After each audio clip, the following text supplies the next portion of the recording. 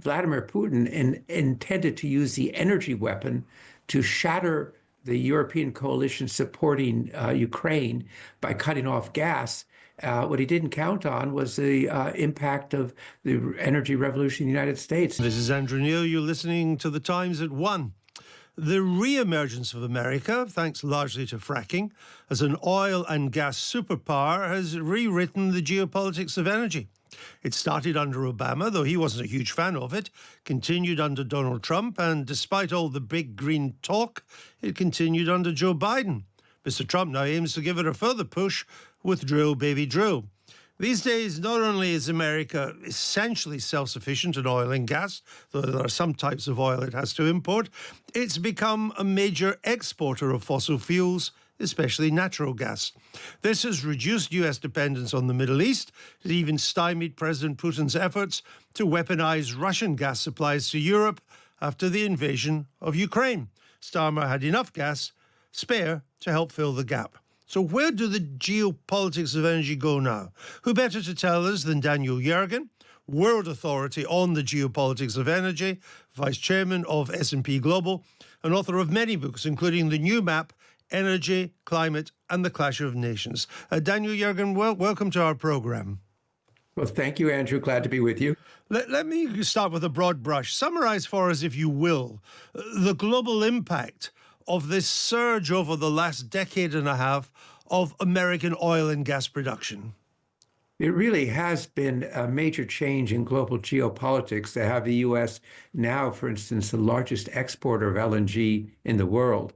And I think we can point to one specific example, which I think you alluded to, which Vladimir Putin intended to use the energy weapon to shatter the European coalition supporting Ukraine by cutting off gas.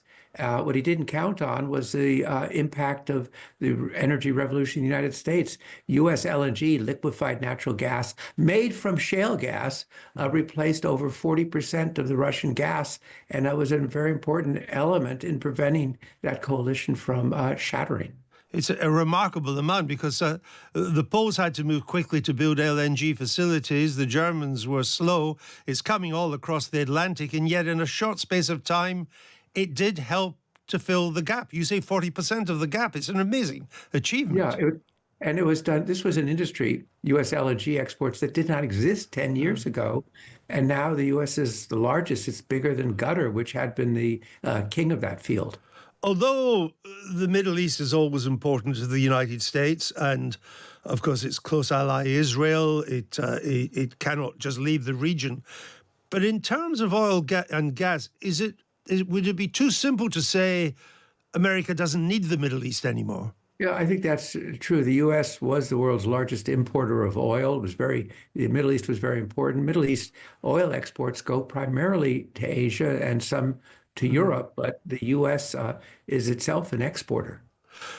Current memories are still seared, especially here in Britain and the European Union, by the spike in energy prices that followed the invasion of Ukraine. It put up all our household fuel bills and so on. But as I understand it, oil and gas prices are now lower and more stable. In your view, will that continue as the decade proceeds? Well, I was thinking as you were talking the previous thing about forecasting what's going to happen in the economy in 5 years. I would start with the point that tell me what GDP is. I would say, though, if we look at the basic supply-demand balance, there's plenty of oil capacity to produce oil. I think the big wild card right now is sanctions. The sanctions on Russia that have been put in place in the last month or two are tougher than the ones that have been in place. And President Trump has just said that he intends to try and get Iran back to the position where it's not able to export oil. And then you have the tariff war. So all of that kind of complicates the picture. But if we look at the basic of supply and demand, the world has ample supplies and should be, if you put aside all the politics, if you can possibly put aside all the politics, we should be looking at lower oil prices this year than last year. I see again and again predictions of that we're about to hit peak oil. Peak oil production is around the corner. Is next year? Is the year after? From everything that then actually happens, we're not at peak oil, are we? Well, no, when people started talking about peak oil, I looked back in my book, The Prize, and found out that either there are about 5 or 6 times in history when we run out of oil or would reach the peak. I think at this point, probably it makes sense to think that around early 2030s is when we'd see demand reach a peak with developing growth in developing countries. But that doesn't suggest that it just goes quickly down the other side. You kind of get into a plateau, and we're still using a lot of oil and gas in 2050 in virtually any realistic scenario. Mr. Trump saying drill, baby, drill. I was interested in almost a little bit of a kickback from the American oil and gas producers who effectively said, hey, we don't really need that much more production, because, prices are fine where they are. If we produce a lot more, that'll undermine the current prices. Yeah, and President Trump has also said that he'd like to see oil prices lower, primarily for one big reason to bankrupt Vladimir Putin, who depends so heavily on oil revenues. That said, I think the U.S. industry, it's phenomenal. It's gone from producing 5 million barrels a day to almost tripling to almost 14 million barrels a day. It's had this phenomenal growth based on shale. 75% of U.S. oil today is shale oil. However, I think the companies are saying that they're governed by the economics and the price, and if the price goes down, they cut their budgets. Yes. So this is to finesse these two different points takes a certain skill. But it's interesting, the energy market, because when you think, well, that's not going to happen for the reasons you've just given, something else then happens in the other direction. I saw that Saudi Arabia plans the mass installation of cheap Chinese solar panels, of which there's a glut. Now, the Saudis they're one of the few countries that still use oil to generate electricity. So if they put all these panels in, won't that free up that oil for the global market? Well, there are two things. They're putting in those panels, and they, very large numbers. They've also observed recently that the panels may be cheap in the generation, but what they call the integration costs, sort of integrate into your system, can raise the cost 3 or 4 times. But they're going ahead. They're putting renewables, solar in, they're putting natural gas in, absolutely for the reason to free up more oil for export. So it's a dynamic picture, and certainly Saudi Arabia, with its ambitious 2030 goals for economic development, needs oil revenues and needs oil revenues at a certain price. Now, I'm always being told that renewables are cheaper than fossil fuels. Though I have to say that even as renewables account for a bigger and bigger share of electricity generation, the fuel bills don't seem to fall. In your view, are renewables cheaper? Well, they're cheaper in terms of, it's the difference between sort of ongoing costs and the cost of putting them in. And I think the cost of generation are lower, but I think there is that cost of integration. You need to spend a lot of money on your transmission system, distribution system. So the costs are actually more complicated than the simple cost of how much does that kilowatt of electricity cost because you have solar. So, England has, of course, advanced a lot with offshore wind. Yes. In the United States, I think offshore wind has kind of come to a dead stop right now, both because of costs, because of supply chain problems, and now because it turns out Donald Trump really does not like offshore wind. It's clear he doesn't really like renewables at all. Not much. Not much is true. But and that may be at one end of the spectrum of the anti-renewable spectrum for Mr. Trump. But would it be true to say that the drive to net zero emissions is losing impetus in an increasing number of countries? I think so. First of all, if you look at 45% of the emissions that come from countries like India and China, they don't even have 2050 goals. They have 2060 or 2070 goals. Certainly, I think that's the case. And I think there's a more general recognition that there was this view that you could draw a scenario, a straight line, and get to 2050. And a lot of that thinking was conceived, I think, during COVID, when demand was down and prices are down. And now it's realized it's more costly, it's more complicated. Different nations have different priorities. we do an energy conference in Malaysia, and the Prime Minister of Malaysia said, we're not going to be dictated to by Northwest Europe and North America. We also have to worry about economic growth, reducing poverty, and health.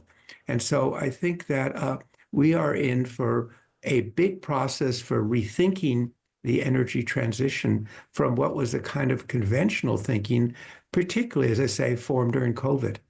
One of the consequences of particularly the European drive to net zero has been that the differential in energy costs between Europe and America is now stark.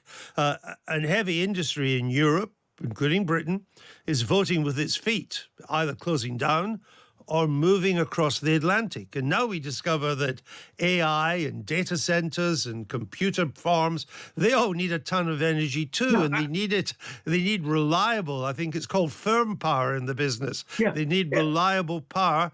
And America just looks a much more attractive place to get that cheap and firm that power. means, and part of going back to what you said, there's this recognition now that natural gas is going to continue to play a very big role in electric generation. It produces about half of U.S. Electricity today, and you're going to need more of it.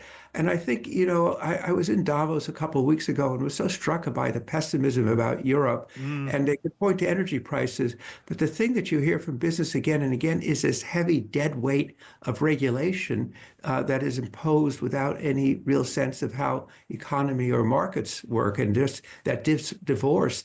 And that is, you'll hear, people will talk energy prices, but it's really the regulation that is having such a negative impact and making people look to the U.S. as a better place to invest. Where Mr. Trump plans to go further with the deregulation too. And we were told for a long while that, okay, so Europe may be losing out on some of the heavy industries, but we're going to lead the green revolution to replace the industrial revolution. But I wonder, Daniel, how that's working out when China's making nearly all the world's solar panels. It's flooding the global market with cheap electric vehicles, and it's now the world's biggest producer of wind turbines. Well, Andrew, you just summarized the issue that China has gone all out on these technologies. While it's still building, by the way, it's building new coal plants all the time as well. But these Chinese electric cars, that's why Biden threw a 100% tariff on Chinese EVs, because they're inexpensive, and people say that many of them are really of quite good quality. China has this manufacturing skill at scale, and we don't know what the network of subsidies are, but they're dominant. And a lot of countries, Europe, Germany, for whom the auto industry is so central to their economy, is really quite fearful of the Chinese advance. So they've got the upper hand on this. And the German economy has now declined for 2 years in a row. When you sit in Europe, I've just come back from the United States, but when you sit here in Europe, even though we're London, we're slightly semi-detached from Britain, but we're still in the European continent. All the action in this seems to be in America, leaving Europe in its wake. I see there are plans still to build 80 new gas-fired stations in America, and that nuclear power, which has been dormant for a long while in the States, is now going to make a major comeback. Is it? Yeah, it's really quite striking if you just look at over the last couple of years, the degree to which the nuclear has re-entered the discussion about future energy. At our CERAWeek conference that's coming up in March, we're going to have, these people talking about fusion, which always seemed to be 50 years away, and some say it's 5 or 7 years away. We've seen something over $6 or $7 billion of venture capital go into fusion. Now, none of this is going to happen quickly, except for existing plants, because they do take a long time to build. And we still haven't really seen the rollout of what are called the small modular reactors. But I thought it was like one of those gongs that rang when Microsoft said that they are going to make a deal to revive one of the nuclear power plants at 3 Mile Island, which had a famous accident in the other facility there. I was in New York when it happened, Daniel. Yeah. And so, people thought, oh my, the movie came out at the same time, the China Syndrome. That's right. About a nuclear accident. And it turned out I don't think anybody was injured, but it was a huge setback for nuclear. And the change now, and I think, by the way, the Trump administration is going to accelerate the push to bring nuclear back as a important element. It is about 18 or 20% of U.S. electricity generation today, but to give it a bigger role. And also, Andrew, what's really interesting, driving it are the big tech companies who, as you point out earlier, want this firm, they want it. Reliable 24-hour electricity for their data centers so they can do AI. And firm power is what nuclear does deliver. It's uninterrupted. Daniel Yergin, thank you very much for marking our card on all this. So Daniel is Vice Chair of S&P Global, the world's expert on the geopolitics of energy. And we had him on the show. That's it for me today. I'll be back at 1 o'clock tomorrow.